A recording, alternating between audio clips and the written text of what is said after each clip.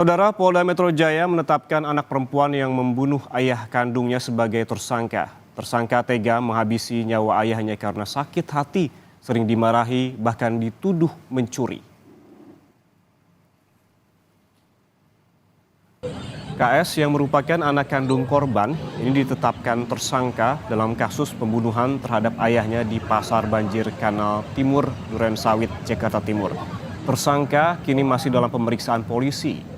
Polisi menyebut tersangka yang masih berusia 17 tahun ini tega membunuh ayah kandungnya karena sakit hati lantaran sering dimarahi dan juga mendapatkan kata-kata kasar, bahkan dituduh mencuri oleh korban.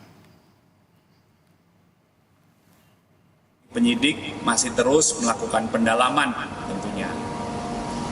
Alasan tersangka KS melakukan penusukan dan pembunuhan terhadap ayah kandung atau bapak kandungnya ini adalah sementara ditemukan fakta oleh penyidik karena sakit hati. Ya, karena sering dimarahin, kadang dipukul, dituduh mengambil barang milik korban. Pagi ini kita langsung pantau bagaimana perkembangan kasus dari anak yang membunuh ayahnya di Duren Sawit, Jakarta Timur. Sudah bersama kami, jurnalis Kompas TV, Kika Madona dari Polda Metro Jaya. Kika, selamat pagi. Apakah polisi sudah melakukan olah TKP dan apakah berkas sudah P21 dan siap untuk disidangkan? Kika. Ya, Ian dan juga saudara, untuk olah TKP sendiri sudah berlangsung pada hari Sabtu lalu, di mana dari olah TKP ini ditemukan sejumlah fakta baru, diantaranya mengenai apa yang menjadi modus dari pelaku untuk kemudian menghabisi nyawa dari korban. Pelaku ini adalah anak kandung dari korban. Sementara itu saudara, untuk modus yang dilakukan oleh pelaku setelah ia menghabisi nyawa korban pada hari Rabu pekan lalu, pelaku kemudian menyampaikan kepada temannya bahwa ia tidak mengetahui sama sekali bahwa ayah kandungnya meninggal dunia pada hari Rabu lalu. Jadi ia berpura-pura tidak tahu bahwa ayah kandungnya meninggal dunia dan baru ditemukan pada hari Jumat dini hari. Sementara itu saudara, ada sejumlah barang bukti lain yang juga kemudian diamankan oleh pihak kepolisian. Di antaranya adalah pisau, handphone milik pelaku, lalu juga sepeda motor milik pelaku yang kemudian diamankan dan juga kemudian hingga saat ini masih terus didalami oleh pihak kepolisian terkait dengan adanya kasus ini. Sementara itu saudara, untuk olah TKP sendiri dilakukan di tempat kejadian perkara, yaitu di kawasan Duren Sawit, Jakarta Timur. Olah TKP sudah berlangsung pada hari Sabtu lalu dan saat ini berkas masih dikumpulkan dan juga masih terus dilakukan pendalaman oleh pihak kepolisian. Kami masih akan mencari tahu kapan rencananya berkas tersebut akan diserahkan kepada pengadilan atau berkas tersebut bisa dinyatakan lengkap sehingga bisa langsung untuk kemudian proses selanjutnya, yaitu proses persidangan. Demikian, Yan.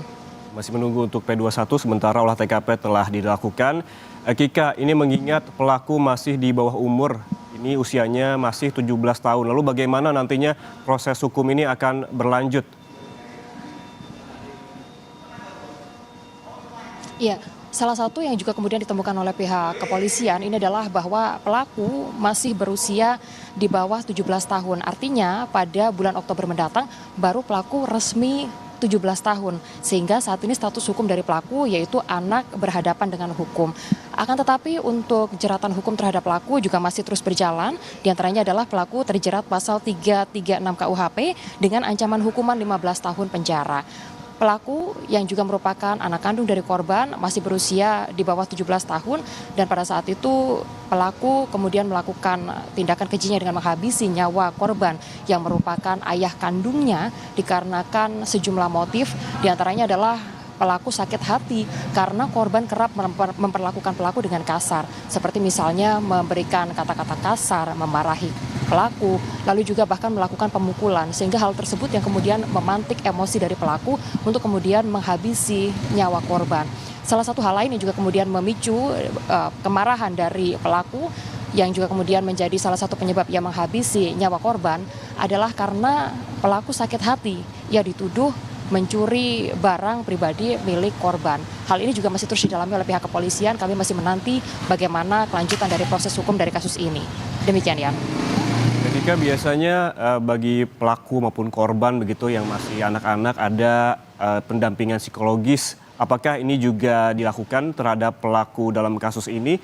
Karena mengingat jarang sekali terjadi kasus anak perempuan membunuh ayahnya. Apakah ada indikasi dari hasil pemeriksaan psikologis dari pelaku?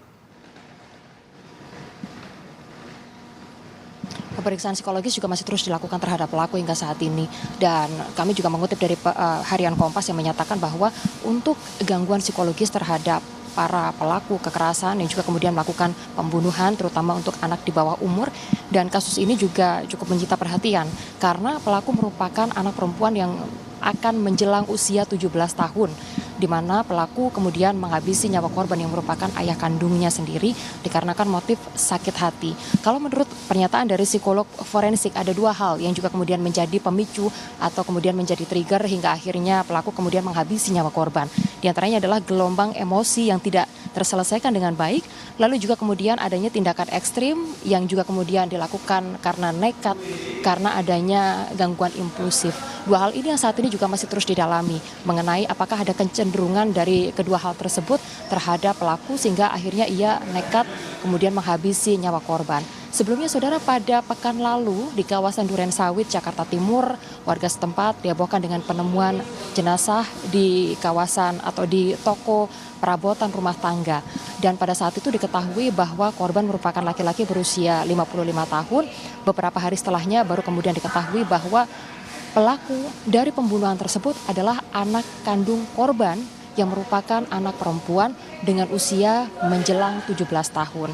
Dari kasus ini saat ini polisi juga masih terus melakukan pendalaman terkait dengan beberapa hal, terutama juga terkait dengan adanya gangguan psikologis yang juga kemudian menjadi salah satu pemicu hingga akhirnya pelaku tega melakukan atau menghabisi nyawa korban yang merupakan ayah kandung dari korban sendiri. Kami juga masih akan menantikan proses hukumnya. Demikian, Yan.